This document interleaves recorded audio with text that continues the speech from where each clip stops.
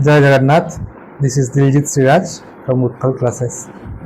तो पिला माने आज वीडियो रे आम आलोचना करवा तीनोटी टॉपिक ऊपर। से तीनोटी टॉपिक मु तुम को अवगत कर दूची। प्रथम टॉपिक आम रहिबो सरकार श्वेतपत्र। प्रथम जो टॉपिक ऊपर आम आलोचना करवा प्रथम टॉपिक होची सरकार श्वेतपत्र। द्वितीय टॉपिक आम पढ़िबा मिलित संसदीय कमिटी एवं तृतीय टॉपिक आम रहिबो 1935 भारत शासन आईन एवं स्वतंत्र ओडिशा प्रदेश गठन। ठीक है, भारत शासन आईन एवं स्वतंत्र ओडिशा प्रदेश गठन। तो पिला आम प्रथम यदि सरकार श्वेतपत्र कथा आलोचना करवा ताले सरकार श्वेतपत्र कौन आम फास्ट सेटा जानिबा। परवर्ती मुहूर्त में ओडिया मानकर असंतोष और दाबी ये श्वेतपत्र तैयारी होता से ओडिया मानकर कौन असंतोष रही ओडिया माने कौन दाबी करथिले। थर्ड आम जानिबा यार फलाफल। ताले ये सरकार श्वेतपत्र कहूचे सेटा कौन आम जानिले जे सरकार राजी हो जाइछंदी स्वतंत्र ओडिशा प्रदेश गठन करबा पई। ता परवर्ती मुहूर्त रे हमर कौन होईची ना सीमा निर्धारण कमिटी गठन करके सीमा निर्धारण भी करा जाइछि। वर्तमान समय आसी श्वेतपत्र जहाँ सब डिसाइड है आम कौन कर डिक्लेयर करवा श्वेतपत्र जरिए। ठीक अच्छे, तब श्वेतपत्र कौन जदि आम कहवा जो तृतीय गोलटेबुल बैठक करागला 1932 डिसेम्बर 24 रे भारतर सचिव जे भारतर सचिव थिले सैमुएल होर भारत पर उद्दिष्ट सांविधानिक व्यवस्था अनुजाई एक पृथक ओडिशा प्रदेश गठन घोषणा कले। बुझीला कौन है ना द्वितीय गोलटेबुल बैठक जिते सरला सरकार श्वेतपत्र रे सामुएल कौन कले ना संविधान व्यवस्था अनुजाई एक पृथक ओडिशा प्रदेश गठन पर घोषणा करदे। बुझीला किए ना भारत सचिव सामुएल। तब 1933 मार्च 17 तारीख रे स्वतंत्र ओडिशा प्रदेश गठन रे इंग्रेज सरकार को एक श्वेतपत्र प्रकाश होइतला। ताल कौन है स्वतंत्र ओडिशा प्रदेश गठन पाई कौन है ना इंग्रेज मानकर गोटे इंग्रेज सरकार श्वेतपत्र प्रकाश करागला। ताले एई श्वेतपत्र रे कौन सब पिला मान लिखा जाइतला एथिरे ओडिशा एक राज्यपाल शासित पूर्णांग प्रदेश रूपे गठित हेबो बोली उल्लेख करा जाइतला। ताले एथिरे कौन उल्लेख करा जाइतला पिले ना ओडिशा एक राज्यपाल शासित पूर्णांग प्रदेश। ओडिशा गोटे राज्यपाल द्वारा शासन करा जिवो गोटे पूर्णांग प्रदेश बोली डिक्लेयर करा जाइतला। एवं प्रस्तावित ओडिशार क्षेत्रफल 33,000 वर्ग माइल को ह्रास करा जाय। पिला माने हमर जो प्रस्ताव दिया जाइतला 33,000 वर्ग माइल रो क्षेत्रफल विशिष्ट ओडिशा को ह्रास करा जाय 21,545 वर्ग माइल रखा जाइतला। जो प्रस्ताव दिया जाइतला से 33,000 वर्ग माइल थिला जहा को समान ह्रास करके 21,545 वर्ग माइल रखाइथिले। एही श्वेतपत्र रे ओडिशा प्रदेश रु जयपुर एवं पारलाखमुंडी को बाद दिया जाइतला। पिला माने ए जो ओडिशा प्रदेश पूर्णांग ओडिशा प्रदेश गठन हला सेतिरु जयपुर एवं पारलाखमुंडी को बाद दिया जाइतला। बुझुजी तबे जेतबले नियत भाव रे हमर जो पारलाखमुंडी रहिला एवं जयपुर रहिला जेतबले ताको बाद दिया जाइछि हमर क्षेत्रफल रो संख्या कमिछि। तबे एई जो बाद दिया गला सेटा कोठी ना कोठी ओडिया मानन को पुणी व्यथित कला ओडिया संग्राम मानन को पुणी व्यथित करथिला जे आम अंचल कोन पई ओडिसा रे पूर्णांग ओडिसा रे ऐड करा गला नाही। ठीक अछि, तबे सेथि पई असंतोष और दाबी करा जाइतला। ताले से जो असंतोष और दाबी करा जाइतला सेटा कोन थिला हम से विषय रे विशेष आलोचना करबा। एबे ओडिया मानकर असंतोष और दाबी मधुसूदन का सविशेष आवेदन क्रमे 1933 जुलाई 3 तारीख रे लंडन ठारे सामुएल होर निकट रे पारलाख महाराजा कृष्णचंद्र गजपति खल्लिकोट राजा रामचंद्र मर्धराज और भगवान दास प्रमुख ओडिशा सीमार पुनः निर्धारण पाई दाबी उपस्थापन कले। जे ए जो ओडिशार जो सीमा निर्धारण करा जायछि श्वेतपत्र रे जो प्रकाश करा जायछि ताको पुनः निर्धारण करा जाऊ ସେଥିପାଇଁ କେଉଁମାନେ ଦାବି କରିଥିଲେ? କୃଷ୍ଣଚନ୍ଦ୍ର ଗଜପତି, ଖଲିକୋଟର ରାଜା ରାମଚନ୍ଦ୍ର ମର୍ଦ୍ଦରାଜ, ଭଗବାନ ଦାସ ଏମାନେ ସମସ୍ତେ ଦାବି ରଖିଥିଲେ। ଠିକ ଅଛି। ଆଚ୍ଛା, ଇଂରେଜ ସରକାର ଜୟପୁରର ମିଶ୍ରଣ ପାଇଁ ରାଜି ହୋଇଥିଲେ। ଯେତେବେଳେ এই ଦାବି ରଖାଗଲା ଜୟପୁର ଆଉ ପାରଳାଖେମୁଣ୍ଡିକୁ ମିଶାଇବା ପାଇଁ, ଇଂରେଜ ସରକାର କ'ଣ କରିଥିଲେ? ଜୟପୁରର ମିଶ୍ରଣ ପାଇଁ ରାଜି ହୋଇଥିଲେ, କିନ୍ତୁ ପାରଳାଖେମୁଣ୍ଡିର ମିଶ୍ରଣ ପାଇଁ ଅମଙ୍ଗ ହୋଇଥିଲେ। ସେ ଜୟପୁରର ମିଶ୍ରଣ ପାଇଁ ରାଜି ହୋଇଯାଇଥିଲେ, କିନ୍ତୁ ପାରଳାଖେମୁଣ୍ଡିର ମିଶ୍ରଣ ପାଇଁ ରାଜି ହୋଇନଥିଲେ। ତାହେଲେ କାହିଁକି ସେ ପାରଳାଖେମୁଣ୍ଡିର ମିଶ୍ରଣ ପାଇଁ ରାଜି ହୋଇନଥିଲେ? ତାର ବି କାରଣ ଅଛି, ଆଗକୁ ପଢିବା। କାରଣ 1934 ଫେବୃଆରୀ 4ରେ ମଧୁସୂଦନ ଦାସଙ୍କ ପରଲୋକ ଗମନ ପରେ ସେହି ବର୍ଷ ଫେବୃଆରୀ 11 ତାରିଖରେ, ଯେତେବେଳେ ପିଲାମାନେ ମନେ ରଖିବା 1934 ଫେବୃଆରୀ 4ରେ ମଧୁସୂଦନ ଦାସଙ୍କ ପରଲୋକ ଗମନ ପରେ ସେହି ବର୍ଷ ଫେବୃଆରୀ 11ରେ କଟକ ଠାରେ ଗଞ୍ଜାମର ମଧୁସୂଦନ ପାଣିଗ୍ରାହୀଙ୍କର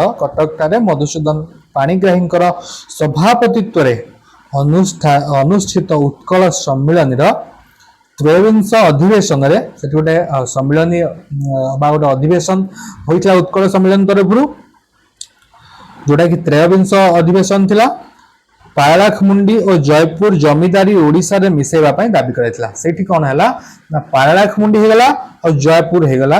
ପାରଳାଖେମୁଣ୍ଡି ଆଉ ଜୟପୁରର ଜମିଦାରୀକୁ ଉଭୟକୁ ଓଡ଼ିଶାରେ ମିଶାଇବା ପାଇଁ ଦାବି କରାଯାଇଥିଲା। କେବେ? 1934 ଫେବୃଆରୀ 4 ତାରିଖରେ, ଯେବେ ମଧୁସୂଦନ ଦାସଙ୍କର ପରଲୋକ ହୋଇଥିଲା ଏବଂ ସେହି ବର୍ଷ ହିଁ ଏହି ଦାବି ରଖାଯାଇଥିଲା। ଫେବୃଆରୀ 11ରେ, ଫେବୃଆରୀ 4ରେ ମଧୁସୂଦନ ଦାସଙ୍କର ମୃତ୍ୟୁ ହେଲା ଏବଂ ଫେବୃଆରୀ 11ରେ ମଧୁସୂଦନ ପାଣିଗ୍ରାହୀଙ୍କ ନେତୃତ୍ୱରେ ବା ସଭାପତିତ୍ୱରେ ଯୋଉ ଉତ୍କଳ ସମ୍ମିଳନୀର ତ୍ରୟୋବିଂଶ ଅଧିବେଶନରେ ପାରଳାଖେମୁଣ୍ଡି ଓ ଜୟପୁରକୁ ଜମିଦାରୀ ପାରଳାଖେମୁଣ୍ଡି ଓ ଜୟପୁରର ଜମିଦାରୀକୁ ଓଡ଼ିଶାରେ ମିଶାଇବା ପାଇଁ ଦାବି କରାଯାଇଥିଲା। ତେବେ କାହିଁକି ସେ ଯୋଉ କଥା ଆମେ ପଢିଲେ ଯେ ସେ ଜୟପୁରକୁ ଇଂରେଜ ମାନେ ଓଡ଼ିଶାରେ ମିଶାଇବା ପାଇଁ ରାଜି ହୋଇଥିଲେ, କିନ୍ତୁ ଜୟପୁରକୁ ପାରଳାଖେମୁଣ୍ଡିକୁ କାହିଁକି ମିଶାଇବା ପାଇଁ ରାଜି ହୋଇନଥିଲେ? କାହିଁକି ନା ପିଲା ଯଦି ଆମେ କହିବା ପାରଳାଖେମୁଣ୍ଡିର କଥା, କାହିଁକି ନା ପାରଳାଖେମୁଣ୍ଡିରେ କ'ଣ ହଉଥିଲା ନା ଅଧିକାଂଶ ତେଲୁଗୁ ଲୋକ ହୋଇଯାଉଥିଲେ। ଅଧିକାଂଶ ତେଲୁଗୁ ଲୋକ ହୋଇଥିବାରୁ ଇଂରେଜ କର୍ତ୍ତୃପକ୍ଷ ଏହାକୁ ଓଡ଼ିଶା ହସ୍ତାନ୍ତର କରିବାକୁ ରାଜି ହୋଇନଥିଲେ। ତେଣୁ ମହାରାଜ କୃଷ୍ଣଚନ୍ଦ୍ର ଗଜପତି ତାଙ୍କର ଜମିଦାରୀକୁ ମାନ୍ଦ୍ରାଜ ଓ ଓଡ଼ିଶା ମଧ୍ୟରେ ବିଭାଜନ କରିବା ପାଇଁ ପ୍ରସ୍ତାବ ଦେଇଥିଲେ। ପିଲାମାନେ ଦେଖ, ଯେତେବେଳେ ଇଂରେଜ ମାନେ ରାଜି ହେଲେନି ଯେ ପାରଳାଖେମୁଣ୍ଡିରେ ଅଧିକ ତେଲୁଗୁ ଲୋକ ରହିଛନ୍ତି, ତେଣୁକରି ଆମେ ତାକୁ ଓଡ଼ିଶାରେ ମିଶାଇ ପାରିବୁ ନାହିଁ। ଯେ ପାରଳାଖେମୁଣ୍ଡିର ଯେ ମହାରାଜ ଥିଲେ କୃଷ୍ଣଚନ୍ଦ୍ର ଗଜପତି, ସେ କହିଲେ ମୋ ଜମିଦାରୀରେ ଯେତିକି ଓଡ଼ିଆ ଅଞ୍ଚଳ ଅଛି ସେତିକି ଓଡ଼ିଶାରେ ମିଶାଇ ଦିଆଯାଉ। କାହା ପାଖରେ ଦାବି ରଖିଥିଲେ? ମାନ୍ଦ୍ରାଜ ସରକାରଙ୍କ ପାଖରେ ଏବଂ ଭାରତ ସରକାରଙ୍କ ପାଖରେ। ତେବେ ଓଡ଼ିଶା ମଧ୍ୟରେ ବିଭାଜନ କରିବା ପାଇଁ ପ୍ରସ୍ତାବ ଦେଇଥିଲେ ଯେ ପାରଳାଖେମୁଣ୍ଡି ସହର ସମେତ ତାଙ୍କ ଜମିଦାରୀର କିଛି ଅଂଶ ଓଡ଼ିଶାରେ ମିଶାଇ ଦିଆଯାଉ। ଏହା ହିଁ ତାଙ୍କର ଦାବି ଥିଲା। ଯଦି ଏସବୁ ଦାବି ଆମେ ଦେଖିଲେ ଯେ ଯେତେବେଳେ ଶ୍ୱେତପତ୍ର ପ୍ରକାଶିତ ହେଲା, ସେତେବେଳେ କୋଉଠି ନା କୋଉଠି ଓଡ଼ିଆ ନେତୃତ୍ୱ ମାନେ ସେଥିରେ ସନ୍ତୋଷ ନଥିଲେ, ଯୋଉଥିପାଇଁ ସେମାନେ ଦାବି କରିଥିଲେ। ତେବେ ସେଇ ଦାବିର ଫଳସ୍ୱରୂପ ଆମେ ବର୍ତ୍ତମାନ ପଢିବାକୁ ଯାଉଛେ ଯେ ଉତ୍କଳ ସମ୍ମିଳନୀ ଦ୍ୱାରା ଅଧିକାର ପ୍ରାପ୍ତ ହୋଇ ମହାରାଜ ଉତ୍କଳ ସମ୍ମିଳନୀ ଦ୍ୱାରା ଅଧିକାର ପ୍ରାପ୍ତ ହେଲେ ମହାରାଜ କୃଷ୍ଣଚନ୍ଦ୍ର ଗଜପତି 1934 ମେ ମାସର ଦୀର୍ଘକାଳ ଲଣ୍ଡନରେ ଅବସ୍ଥାନ କଲେ। ମେ ମାସରୁ ଦୀର୍ଘକାଳ ଲଣ୍ଡନରେ ଅବସ୍ଥାନ କଲେ ଏବଂ ଓଡ଼ିଶାର ସୀମା ନିର୍ଦ୍ଧାରଣ ସମ୍ପର୍କରେ ଭାରତ ତଥା ମାନ୍ଦ୍ରାଜ ସରକାରଙ୍କ ତୀବ୍ର ବିରୋଧ ସତ୍ତ୍ୱେ ସନ୍ତୋଷଜନକ ଭାବେ ସୀମା ସ୍ଥିରୀକୃତ କରି ଜୟପୁର ଜମିଦାରୀ ଓ ପାରଳାଖେମୁଣ୍ଡି ଜମିଦାରୀର ଏକ ଅଂଶ ଓଡ଼ିଶା ସୀମାରେ ଅନ୍ତର୍ଭୁକ୍ତ କରାଗଲା। ବୁଝିଗଲା ପିଲା? ତାହେଲେ କେଉଁଭଳି ଭାବରେ ପାରଳାଖେମୁଣ୍ଡି ଆଉ ଜୟପୁରର ଅଂଶକୁ ଓଡ଼ିଶା ସାଙ୍ଗରେ ମିଶାଗଲା ତାହା ଦେଖିଲେ। ଅତ୍ୟଧିକ ତୀବ୍ରତର ବିରୋଧ ଯୋଉଟା ମାନ୍ଦ୍ରାଜ ସରକାରଙ୍କର କିମ୍ବା ଭାରତ ସରକାରଙ୍କର ରହିଥିଲା, ତା ସତ୍ତ୍ୱେ ମଧ୍ୟ ସେ କ'ଣ କରିଥିଲେ ନା ଜୟପୁର ଓ ପାରଳାଖେମୁଣ୍ଡିର କିଛି ଅଂଶକୁ ଓଡ଼ିଶା ସାଙ୍ଗରେ ମିଶାଇବା ପାଇଁ ସକ୍ଷମ ହୋଇଥିଲେ। तेरे ए थिला श्वेतपत्र आमे पढुथिले जेतेबेले सबु काम सरीछि ओडिसा को स्वतंत्र प्रदेश गठन करिवा पई एवं जो सीमा निर्धारण कथा उठतेला से सीमा निर्धारण कौन कौन केउ सीमा तक रहिबो ओडिसा संगे ताको निर्धारण करी गोटे श्वेतपत्र प्रकाश करा जायतिला से श्वेतपत्र रे जहाँ सब त्रुटि रही जहाँ ओडिया मान को असंतोष करथिला से दाबी को उपस्थापना करथिले कृष्णचंद्र गजपति महाराज एवं सॉरी आमर मधुसूदन दास हो गले एवं अन्य सहयोगी मान तेरे सर्वशेष श्वेतपत्र को विरोध करिकी कृष्णचंद्र गजपति एवं तांको साथी माने सफल होइथिले पारलाखमुंडी और जयपुर जोटा मिसी नथिला सेटा मिसई दिया जायतिला पे मैंने जो पारलाखमुंडी आ जयपुर मिशीगला पुणी गोटे टॉपिक आम सृष्टि हम मिलित संसदीय कमिटी गोटे पुणी मिलित संसदीय कमिटी गठन करागला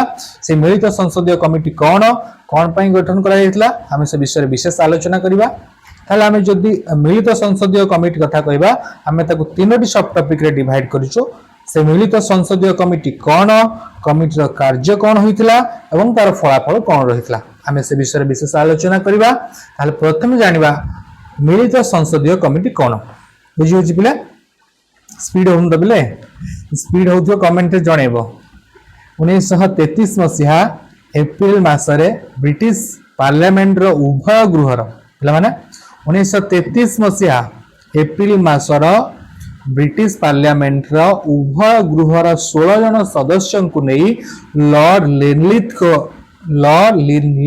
गोंक अध्यक्षतार एक मिलित संसदीय कमिटी गठन करा जायतिला ठीक अच्छे केबे ना 1933 मसीह एप्रिल मासरे ब्रिटिश पार्लियामेंट रो उभय गृहर 16 जन सदस्य को नहीं लॉर्ड लिनलिथ गोंक अध्यक्षतार एक मिलित संसदीय कमिटी गठन करा जायतिला से मिलित संसदीय कमिटीर कार्य कौन था से विषय आलोचना करबा यदि मिलित संसदीय कमिटीर कार्य कथा कहबा ताले 1933 गढ़ा गला मिलित संसदीय कमिटी एवं तार कार्य होची 1934 नवेम्बर रे कमिटी तांको विवरणी रे कौन कार्य करथिला कमिटी तांको विवरणी रे श्वेतपत्र रे घोषित नूतन ओडिशा प्रदेश सहित सीमा निर्धारण कमिटी प्रस्तावित जयपुर जमीदारी अंश जलंतर सालिहा एवं पारलाखमुंडी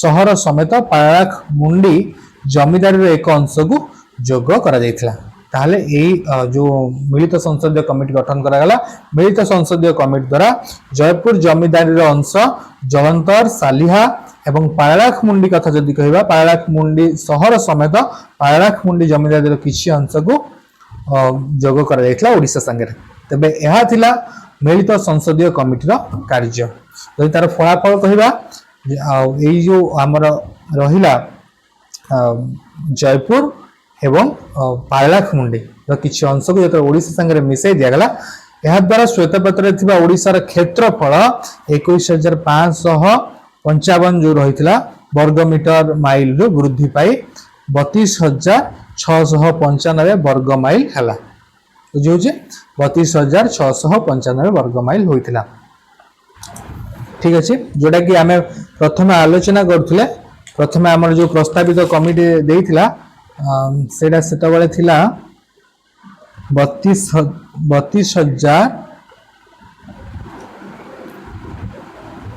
33,000 वर्ग माइल थिला से 33,000 वर्ग माइल रो मिसेबा परे पारलाखमुंडी एवं हमर जयपुर किछि अंश को यह 32,695 वर्ग माइल होइतला प्राय पाखापाखि 33,000 वर्ग माइल पाखापाखि होइतला जोटा आगुर 21,545 थिला माने श्वेतपत्र रे जोड़ा प्रकाश करा जायतला ठीक अछि ओके तबे नेक्स्ट हमें देखिबा नेक्स्ट टॉपिक हमर रहइबो third topic last topic 1935 Bharat शासन आईन एई टॉपिक संगे एई चैप्टर टी सरीबो कंप्लीट होबा चैप्टर टी 1935 भारत शासन आईन एवं स्वतंत्र ओडिशा प्रदेश गठन ताहले आम जदि कहवा 1900 आम भारत शासन आईन विषय आगु जानीचे जे भारत स्वायत्त शासन व्यवस्था को सुधार करने आईन तैयारी करा जाए 1935 मसीह जो भारत शासन आईन तैयारी करा जायतला ता देहरे स्वतंत्र ओडिशा प्रदेश पई कोन भूमिका रहितला से विषय आम आलोचना करबा 1935 मसीह रे इंग्लिश सरकार द्वारा प्रणीत होइतला भारत शासन आईन एही आईन रे ओडिशा पई ने जैतिया पदक्षेप गुडी को आम आलोचना करबा एही आईन रो धारा 299 अनुसार ओडिशा को नूतन प्रदेश भाव में स्वीकृति दिया पे मन रखिब भारत शासन आईन 1935 केउ धारा अनुसार ओडिशा को गोटे स्वतंत्र राज्य भाव में गठन करिवार अधिकार दिया जायतला बा स्वीकृति दिया जायतला 299 धारा अनुसार ओडिशा को नूतन प्रदेश भाव में स्वीकृति दिया जायतला एवं 1936 मार्च 3 तारिख रे भारत शासन निर्देश 1936 इंग्रेज सम्राट द्वारा घोषित होता ताल कौन कराइतला 1936 मार्च 3 तारिख रे भारत शासन ओडिशा गठन निर्देश 1936 इंग्रेज सम्राट द्वारा घोषित होता क्या द्वारा घोषित होता 1936 इंग्रेज सम्राट द्वारा घोषित होता केते तारिख रे मार्च 3 तारिख रे मन रखिए समस्ते एवं यार फलाफल जदि कहवा ये जो घोषणा करागला तार फलाफल स्वरूप 1936 मसीहा एप्रिल 1 तारिख रे घोषणा करा जायतला मार्च 3 तारिख रे फलस्वरूप 1936 मसीहा एप्रिल 1 तारिख रे सृष्टि हैला ओडिया मानकर चिर इप्सित स्वतंत्र ओडिशा एवं गढ़ी उठिला भारतर प्रथम भाषा भित्तिक राज्य लाने एटा मोस्ट इंपोर्टेंट क्वेश्चन भारतर प्रथम भाषा भित्तिक राज्य होची ओडिशा ओडिया भाषा को लेकिन भारत रे प्रथम थर पई गोटे भाषा भित्तिक राज्य ओडिया भाषा को लेकिन गढ़ी उठिला जार ना होची ओडिशा एही दिनटी प्रत्येक ओडिया मानक पई निहाती भाବରେ गर्व एवं गौरवर दिन बहु दिन रो खंडित उत्कल जननी तार बरपुत्र मानकर चेष्टा और बलिदान जोगु स्वतंत्र ओडिशा प्रदेश गठन संभव हो पारला तबे जदि वीडियो टी भल लगी जदि वीडियो तुम मान हेल्प हो बुझार साहाय्य कर तब निहाती वीडियो टी लाइक कर शेयर कर सब्सक्राइब कर निज सांग मान संगे थैंक यू पुणी देखा आम नुआ वीडियो लेक्चर जय जगन्नाथ जय ओडिशा।